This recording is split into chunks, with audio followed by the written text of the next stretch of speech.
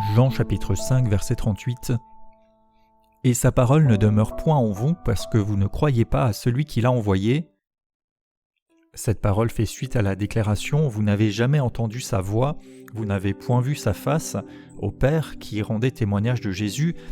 Et ici, sa parole ne demeure point en vous, ou bien vous ne gardez pas sa parole en vous. Donc la parole peut être entendue, mais elle ne demeure pas.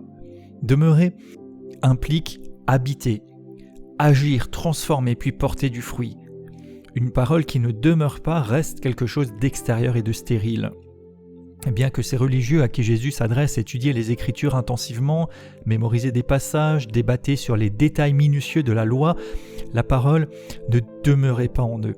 Elle n'agissait pas, elle n'a pas pénétré leur cœur pour les transformer, pour façonner leur perception, parce qu'ils ne l'accueillaient pas en tant que telle. Elle restait quelque chose d'externe, d'intellectuel, sans effet particulier.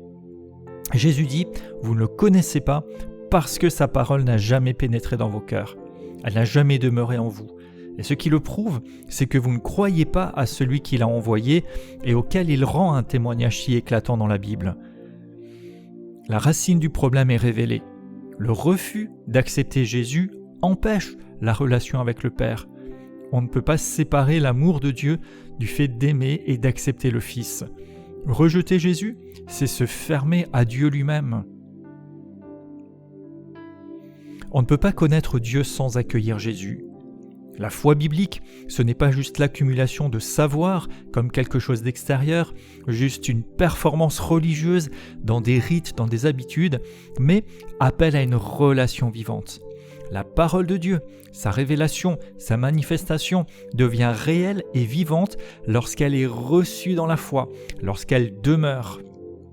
Hébreux 11, verset 6 dit « Or sans la foi, il est impossible de lui être agréable, car il faut que celui qui s'approche de Dieu croie que Dieu existe et qu'il rémunère ceux qui le cherchent. » Sans la foi en Jésus, il est impossible de vraiment entendre, voir ou d'avoir la demeure de la parole de Dieu et son œuvre dans notre vie. Est-ce que la parole de Dieu demeure en nous ou est-ce qu'elle passe juste sans nous transformer ? Est-ce que nous laissons la parole de Dieu nous orienter, nous corriger, nous remettre en question ?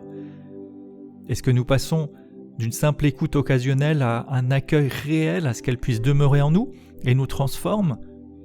La foi peut opérer là où la parole de Dieu est accueillie. Il est écrit que la foi vient de ce qu'on entend et ce qu'on entend vient de la parole de Christ.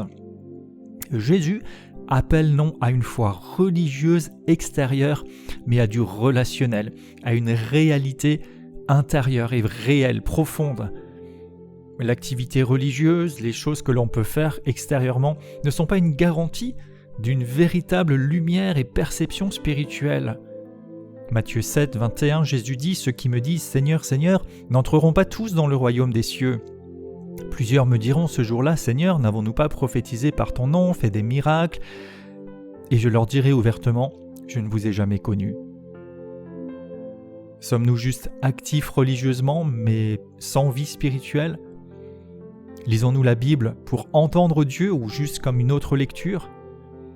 Participons-nous à des activités chrétiennes, à un culte, mais sans vraiment voir le Seigneur ? Vivons-nous une religion ou une relation ?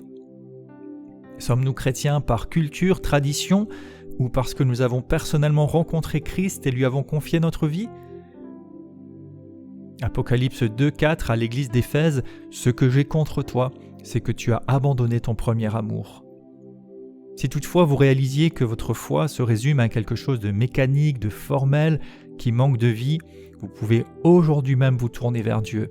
Vous pouvez revenir à lui pour non seulement parler des choses de Dieu, mais véritablement que sa parole demeure en vous, que vous acceptiez le Fils de Dieu et viviez réellement dans la communion puissante avec lui. Éphésiens 1, verset 17, Paul prie « Que le Dieu de notre Seigneur Jésus-Christ, le Père de gloire, vous donne un esprit de sagesse et de révélation dans sa connaissance, qu'il illumine les yeux de votre cœur. » Colossiens 3, 16, « Que la parole de Christ habite parmi vous abondamment, ou bien demeure. » Jacques 1, 22, « Mettez en pratique la parole, ne vous bornez pas à l'écouter. » Celui qui aura plongé ses regards dans la loi parfaite de la liberté et qui aura persévéré sera heureux dans son activité. Et Jean 15, Jésus promet, « Si vous demeurez en moi et que mes paroles demeurent en vous, demandez ce que vous voudrez et cela vous sera accordé. » Je déclare dans le nom de Jésus, j'accueille la parole de Dieu. Elle demeure en moi. Je me dispose pour que mes yeux s'ouvrent, que mes oreilles entendent, que mon être intérieur soit disposé à recevoir le témoignage de Dieu dans le Fils. Je laisse cette parole m'habiter, opérer en moi, me façonner. Que ma vie soit une véritable relation vivante avec Dieu, que je sois modelé, transformé de gloire en gloire à son image par la foi au Fils de Dieu et qu'il puisse accomplir ses desseins en moi. Amen.